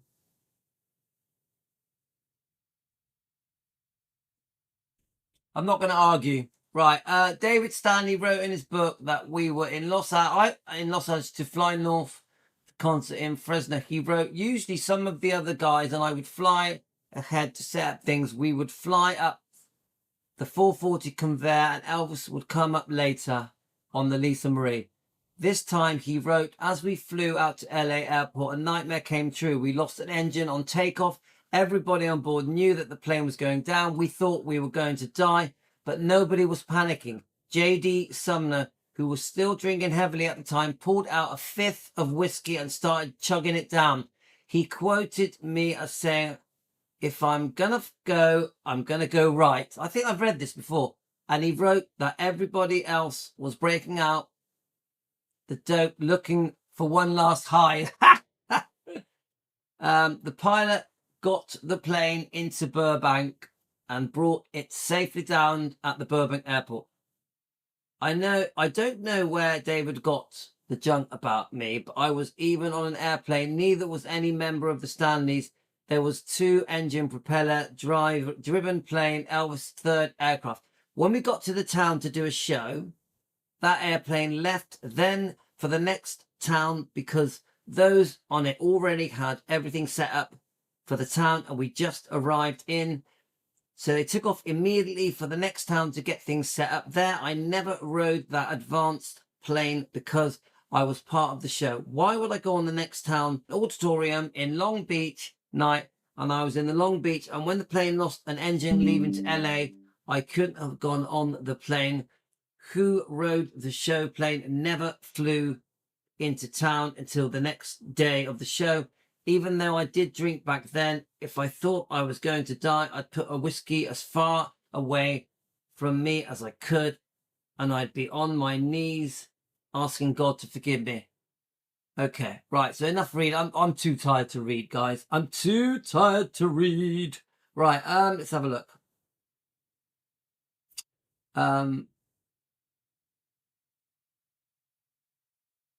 So let's have a look. Not being able to comment as my brother's been. Ah.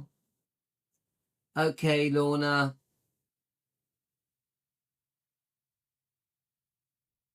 I don't believe what the Memphis Mafia says. That's Jane. Many different books by those who were there. Yeah, but look, Terry, people always bring up the books to me. They always bring up the books. A lot of these people have their own motives. They write the books from their point of view, their perspective, not Elvis's. The only person that can really write a book that tells the total truth is Elvis. All of these books, all of them. Remember, this book, Billy Stanley's, is very different to what J.D. Sumner is saying. There are many different books. We have, let me just give you an example. We have, here's an example of what I'm trying to say about books. Elvis would see this book completely differently than the Memphis Mafia, than Red West, Sonny West, and Dave Hebler. Steve Dunleavy, yeah, the publisher. Elvis would see this book very differently. All of these books are written from different people's points of view. It doesn't make them truth. It doesn't make them truth. This is obviously later on. You know, even if we go from a modern take, books like this, no one really knows if there's any truth to this book. Sally Hodder's book, Destined to Die Young. And then we've got another book. No one really knows the truth, do they? They didn't know the truth. And I could take it a step further.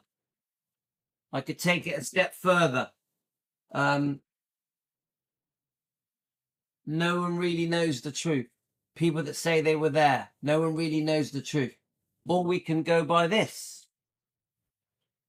We can go by this. Juanita's book, on behalf of her mother, Anita Wood. Every book that is said about Elvis, including this one. Remember, Ginger was there. Yeah? We don't know the truth. We will never know the truth. So when people bring up books and say that they are truth, I say no, they're not. They're not. They are the person who wrote the book's version of the truth. We don't know the truth. You can read as many books as you want. It ain't going to make you an expert in Elvis. None of us know the truth.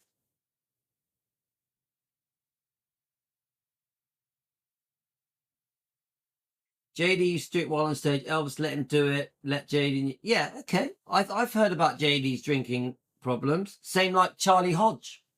Charlie Hodge had a serious drinking problem. I have... Terry, I haven't called you a troll yet. I haven't called you a troll yet, but I tell you what I will call you. No, that's the wrong way of wording it. I'll tell you what I will say to you, Terry, is that every comment you have said goes against Elvis. Every comment. You go back through your own comments and you read your own comments, how you describe Elvis, how you argue to make Elvis look bad. Read your own comments. I reckon as many as 15 to 20 comments that are negative about Elvis.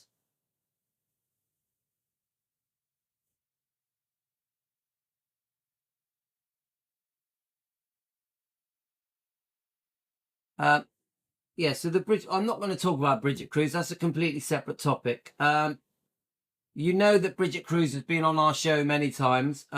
We've very clearly described our views about Bridget Cruz. No, because I agree that JD Sumner's perspective of the Stanleys is very different than Dave and Ricky and Billy's. Definitely, 100%. We don't know who's telling the truth, do we? We don't really know. If I had to pick someone, I'd probably trust JD Sumner more. I'd probably trust JD more. I agree. Charlie was a great friend to Elvis, but his drinking caused problems. His drinking did cause problems. Elvis didn't like Charlie getting too drunk. Yeah, he is. No, I agree with you, Terry. JD is slating the Stanleys pretty badly, but we have to take all points of view. We don't know the truth. We have to weigh things up and decide. Have you seen that David has said about Elvis in the Loving Elvis doc? Yeah, I have. Yeah, it is disgusting.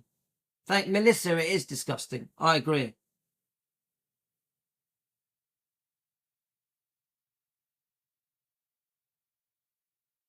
Yeah, but that's not me. Terry, that's not me. That's not me. I never said it. I'm just bringing up verified. No, it's not verified. Terry, I don't think you're getting me. Nothing is verified.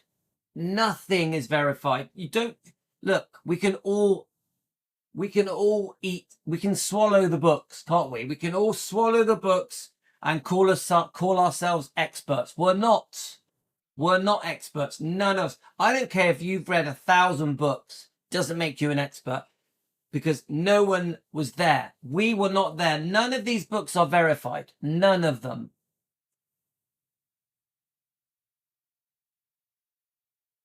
So maybe the problem was more of people around him instead of Elvis himself. Why does Elvis get blamed for everything under the sun? Yes, thank you, Melissa. Thank you, Melissa. That makes more sense. Is Elvis really as bad as the way some of these books make him out? Was Elvis really so terrible? This is what I say to Terry. Do you really believe that Elvis was as terrible as people say when we know all the good that he did? The good that Elvis did is you could literally talk for months about the good that Elvis did for humans, for mankind, for strangers, for his friends, for his family, for the world. Elvis wasn't as bad as you think.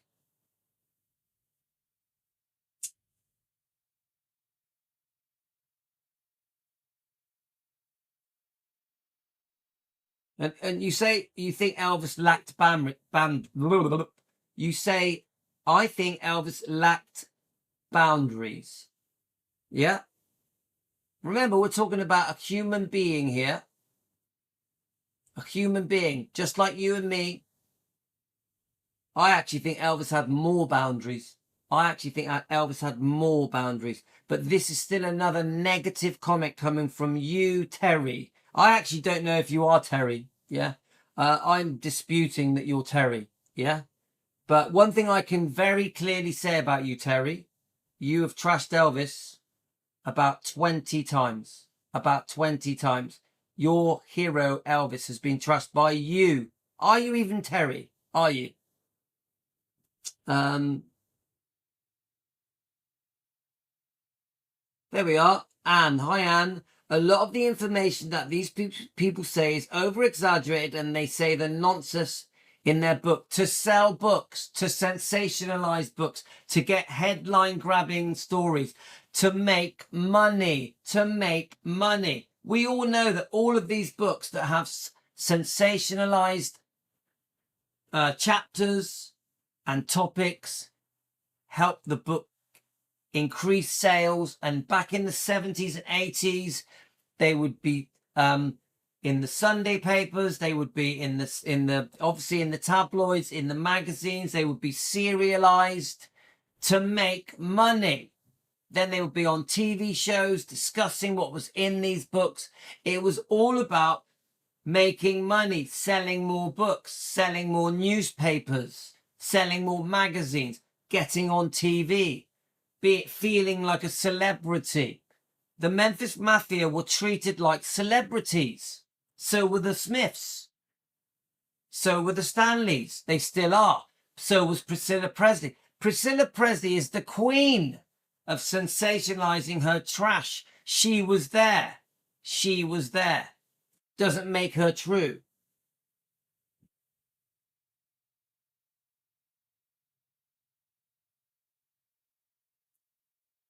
I'm not saying Elvis was terrible, not at all, but there were all some, like spending as much as he did. He simply couldn't stop touring just to pay. Rubbish.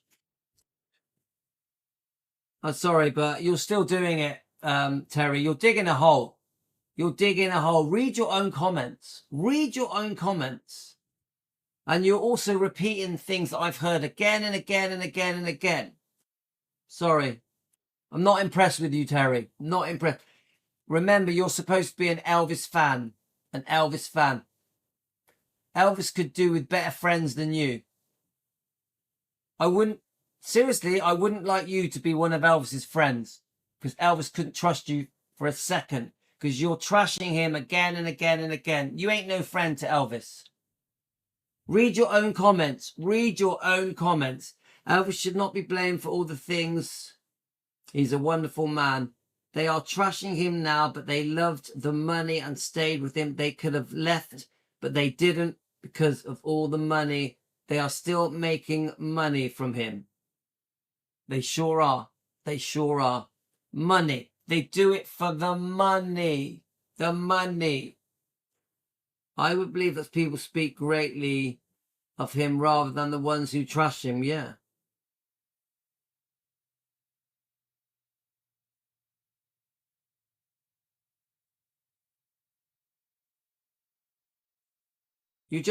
Terry, you're just sinking into being argumentative now. You think you know it all about Elvis. You don't. You don't. Because when I read all your comments, you know nothing. You know nothing. You are missing the essence of Elvis. In all your comments, you've missed Elvis, the true human being, here in his heart. This part of Elvis, the heart of Elvis, you don't know it. You don't see it. Not one of your comments shows me that you know Elvis's heart. Not one of them. If I was you, I'd go and look in the mirror and just see what kind of a fan you are. Because you think you know it all about Elvis. You know nothing. You know nothing.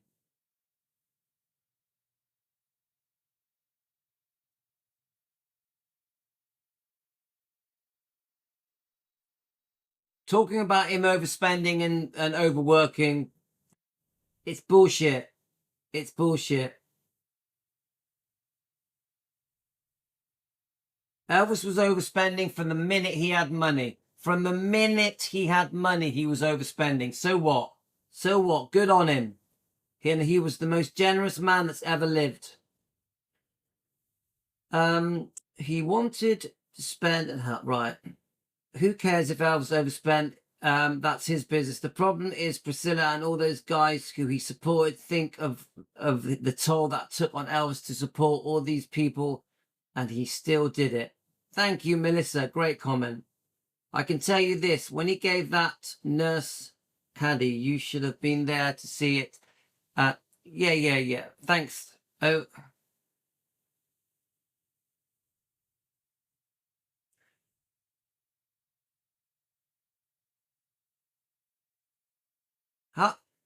Terry, how about he was just sick?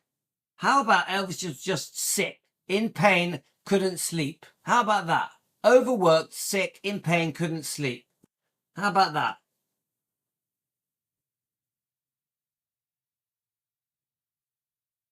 Elvis loved working. Karen, I know what you're saying, but Elvis loved working. Elvis loved working. He loved being with the fans. He loved performing.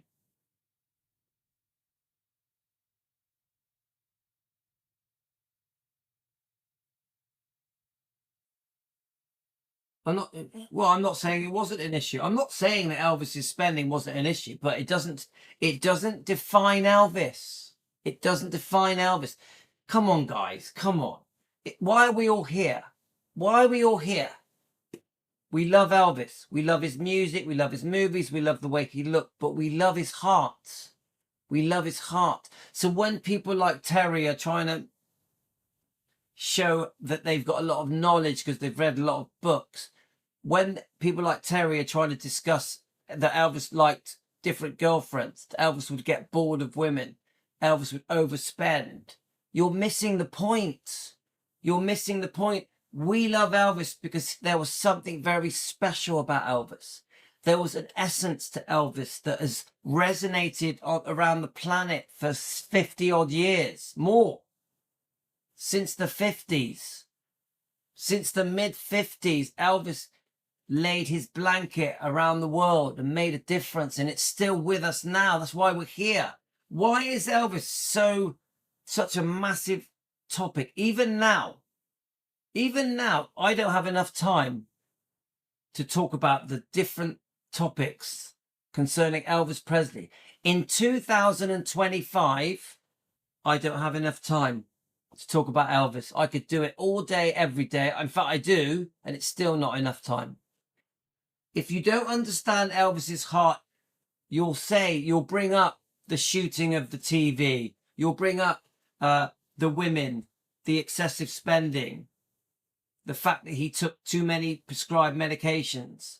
If you don't understand Elvis, if you don't get him as a human being, Elvis was a very, very special person. And I won't whitewash Elvis. He was a human being. He made loads of mistakes. He did many things wrong. But I know his heart. We know his heart, and that's why we're here. And that is something you're missing, Terry. You're missing that. As a fan, I would go look in the mirror and try and understand why you're not getting Elvis for the true man that he was. The man with a golden heart.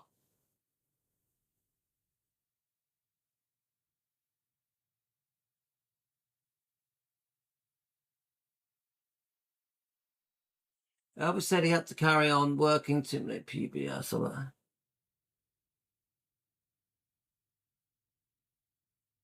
Priscilla's second something was a drop in the ocean to how much Elvis bought in a year. Let's have a look. You're still trashing Elvis. The problem with is you're still going on about Elvis's spending. I don't know what you're doing.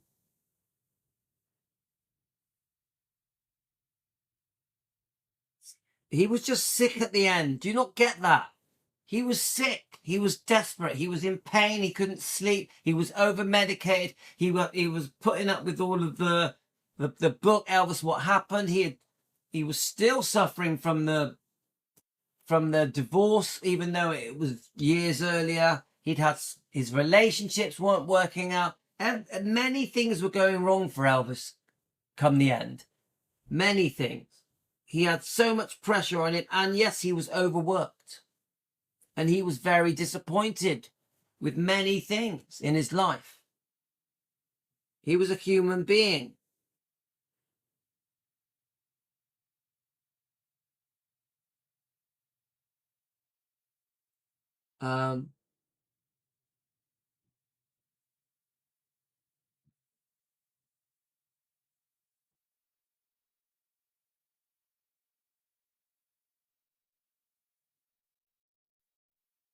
Come on, Soho Digital, tell me who you really are. Come on.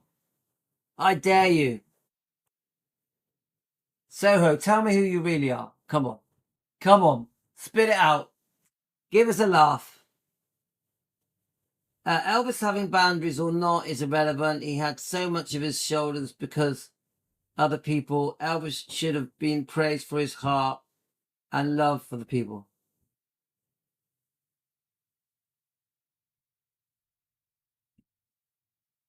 I don't know. I don't think it is Kyle. I don't think it is Kyle. I think it's the other one.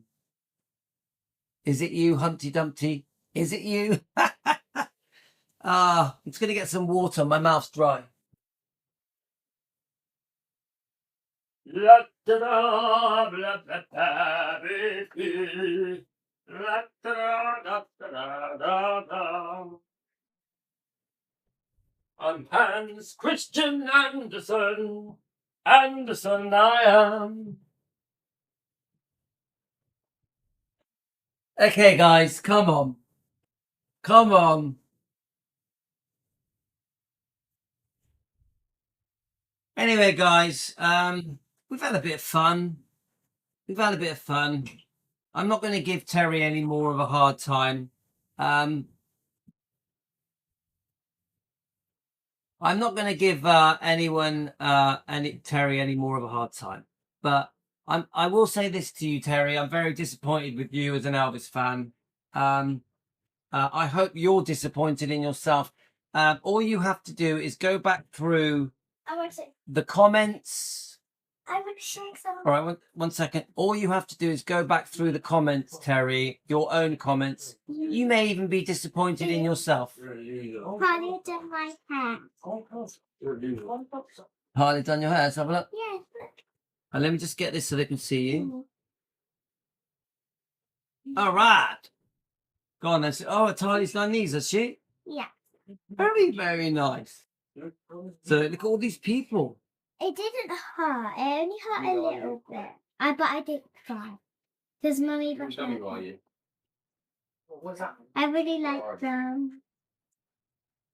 So Talia put hairspray on. All right, she's done a good job of it. Yeah. Talia put hairspray on because tomorrow when I go to school I'm gonna wear them. How old are you? Look at the camera, go. 8. Do you want to sing a song with me? Should we sing an Elvis song? You sure? Yeah. The way she walked. Friend. What is your favorite Elvis song? Do you have one? No. No.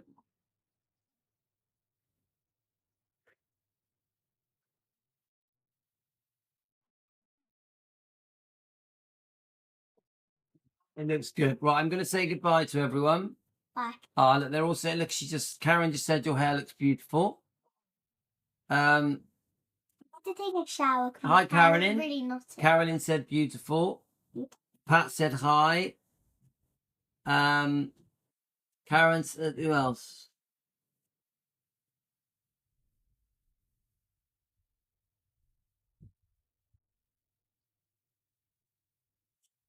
I gotta go out back upstairs. I'm gonna see them tomorrow. Well said, Baton Twirler Marsha. Well said. Well said. I gotta go upstairs. I agree with you. We're Elvis fans here. I gotta go upstairs to bed now. Yeah, I'm going to bed as well. Okay, bye. Oh, look. So, gonna show you one more thing. Go on then. So, I found this bracelet. It has diamonds on the side. Like that. Because I found it because thanks, Deb. Debbie said in the beautiful. hot water. Yeah, we fixed. Yeah, and I found this in one of the boxes and I really like this. So I put it on. It fits me. Very pretty. Very pretty. Lovely. Bye-bye. Go to bed. Right, I'll be up in a minute. Good night. I'll be up in a minute. Bye.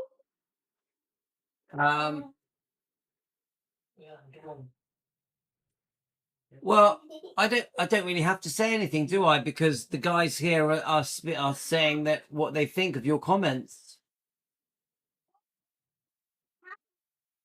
Come on, guys. It's Rick, innit? It's Rick. You're Rick, aren't you? Come on. Is it you, Rick? La la la la la la la la. Ho ho. So, guys, anyway, now I've had this discussion before, haven't I? Sometimes Elvis fans can be the worst fans. Sometimes Elvis fans can be the worst fans. And then, because they've read lots of books, they think they know it all, but they don't. They don't know it all. If anything, the people that I end up winning my arguments with the most are the people that think they know the most. The way it is, guys. I'd say that someone who probably sits and watching for hours. Ah! Oh, yes, making me laugh. Right, so it is Rick. Rick, wouldn't you like to be as slim and handsome as me? Welcome to our show, my friend. You should be overdoing your live streams, really, you know, with Goofy. Yeah? Go over to Goofy and do a show with him. Go on, mate. Go on. You can go, the Three Stooges can get together and have their little show together.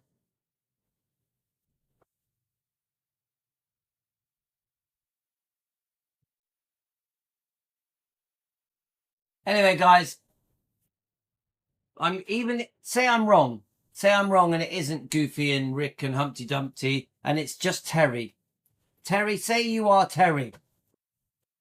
I would seriously look in the mirror and think about what kind of a fan you are. What kind of a fan you are. Because you haven't impressed us. Forget Rick. You haven't impressed us. Terry, we're not impressed. Many of the people on here are very disappointed in your constant negative comments about Elvis. I would call it trashing of Elvis. Go through the comments, read them at your leisure, and you look in the mirror and tell me if you think that is how an Elvis fan should be.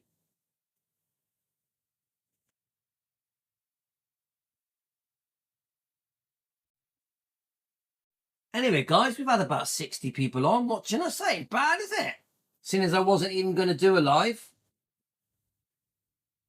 Yeah, but we've been on for bloody ages. I reckon we've been on for, I don't know. How long have we been on for, dear?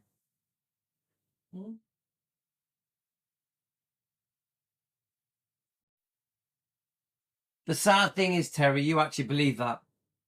I'd say you guys look back and realize that what I've said is nothing of it is out of order. Oh my God. Remember, we're Elvis fans. We're Elvis fans here. We're not here to put Elvis down, belittle him. We're not here for that reason. You've just spent the whole hour. You've spent an hour trashing Elvis, Terry. And if you're not aware of it, I can't help you. If you're not aware that your comments trash Elvis, I can't help you.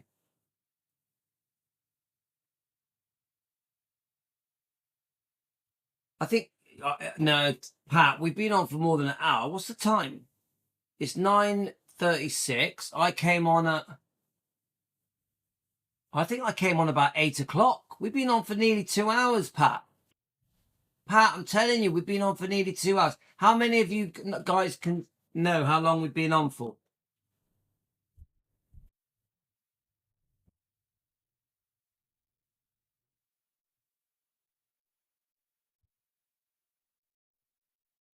So we're just having a bit of fun with it now, aren't we? We're all tired. Everyone's tired. You know, in England, it's like 9:36. I'm tired, mate.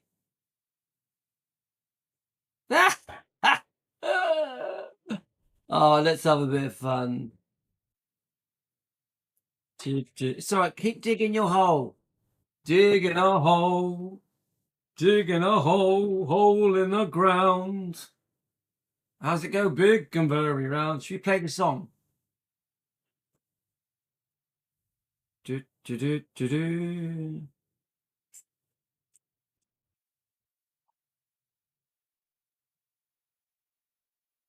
Yeah, we've been here for ages, Pat. Hour and a half. There we are, Debbie. Yeah. Hour and a half. Well, we've done good. You know, we've had some fun, haven't we? Oh, I've just been sent. Oh, I've just been sent 2 more things from our researcher. I'm going to read these tomorrow. Our researcher, are you watching us?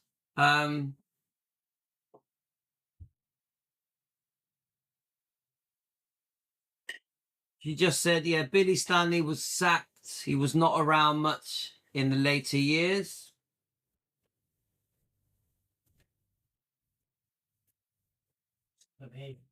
Yeah.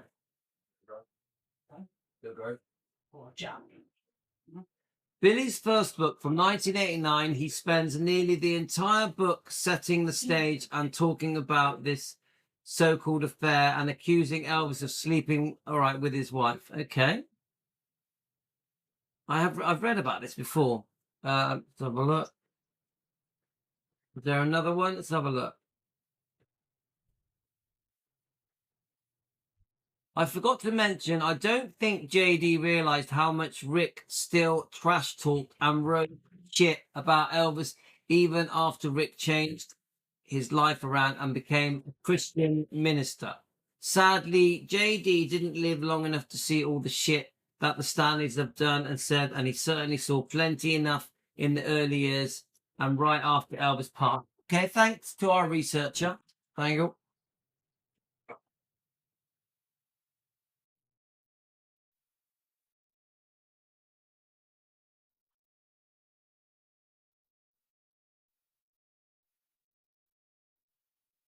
Bill Stanley admitted that one of his books, he said some not so nice things. Yeah, I know. I have seen Bill apologize for in one of his books. I've seen it. I've seen it in the interview. I've seen him apologize many times. I like Billy Stanley. Billy is a good guy. I like his book. He's redeemed himself with his book. His book is beautiful. It's a lovely read, The Faith of Elvis. I love that book. And Billy does a lot to defend Elvis. He does. Billy is an Elvis defender. He is. But he's obviously made mistakes in the past. There we go. Susan Gettings. That's what we like to hear. Now, that's a fan. A true fan. If people only knew the real Elvis, he was wonderful. Woohoo! He was a wonderful and a good heart. Yes, Susan, welcome to Team Elvis. That's what I call a fan. You get him. You get Elvis. The true fans get him.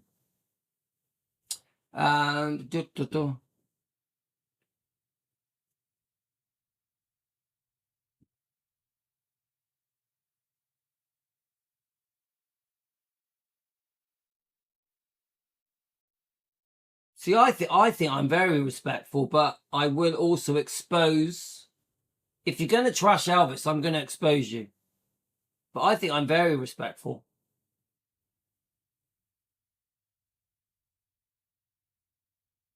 I treat people like they treat us. If people are going to come up, if someone's going to join my live stream, remember our channel is called Defending Elvis. We are called Defending Elvis.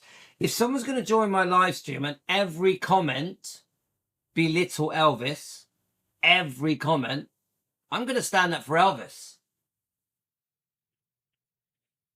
It's a good question, Jane. Yeah, but how can you be respectful when you trash Elvis every comment you give? You belittle him. You lean towards the negative.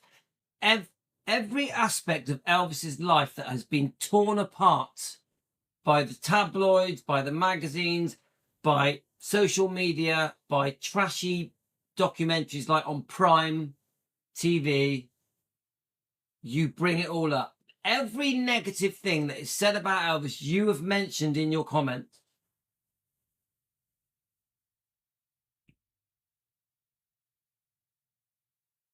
Are you kidding? Are you kidding? Are you kidding?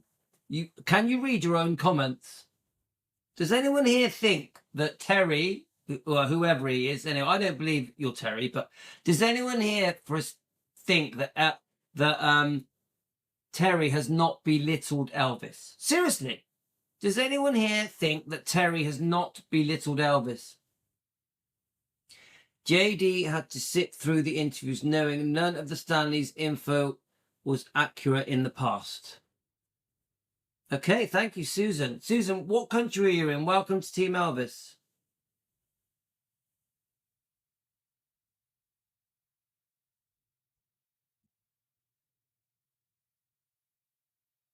Oh, another comment? What's that?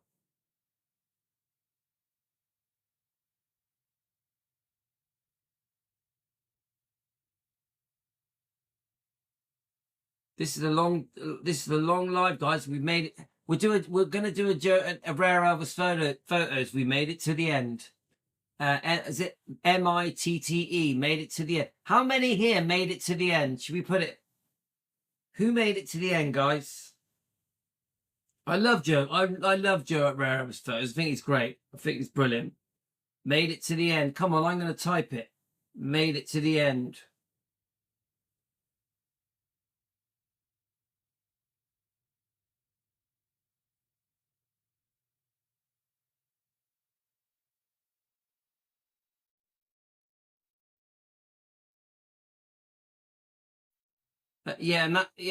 And that's the only thing you said. Oh yes, I'm going to type it. Made it to the end. Joe, are you here? Made it to the end. There we go. Made it to the end. Did anyone else make it to the end?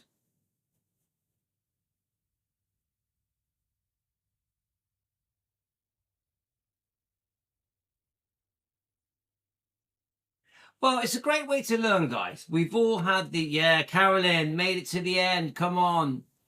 Do you know what? Regardless of what Terry thinks, we've all had a very good discussion. We've all learned some new things about JD, about the Stanleys. Terry has informed us of all the negative things Elvis did in his life. So we've learned something there. Whether it's true or not, we learn together. Team Elvis, we learn together. And all in the love of Elvis. Karen made it to the end. Yeah, come on. Anybody watching us now, thank you for listening to us. Hope you've enjoyed it. We've had a bit of entertainment tonight. We've had a bit of fun. We've enjoyed each other's company. So USA, former Memphian, still in Tennessee. Susan, thank you for coming on our show. Susan, have you been on here before?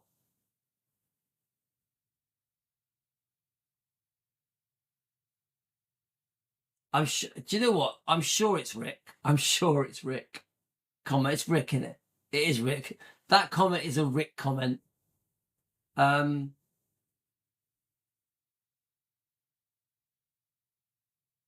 I don't mind. I'm used to these people being obsessed with me. I'm used to it.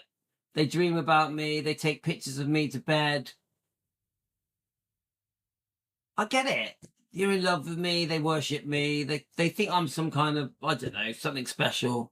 You know, I'm sure that they do video recordings of me and just listen to my voice.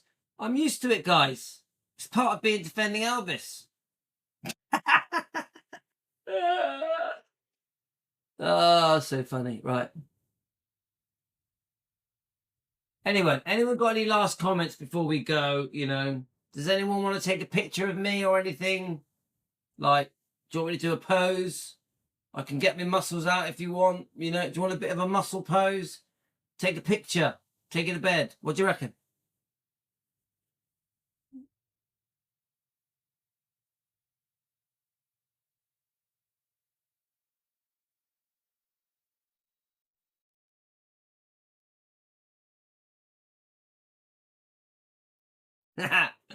All right, guys. I think we're going to go now.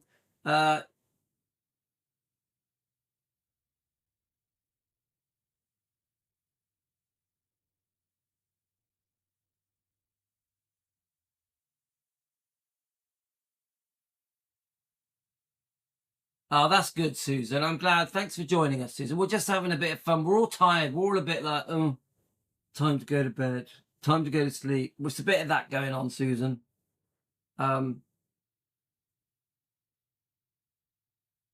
Okay, any last comments before we go, guys? Because I'm off. I need to do a bit more research.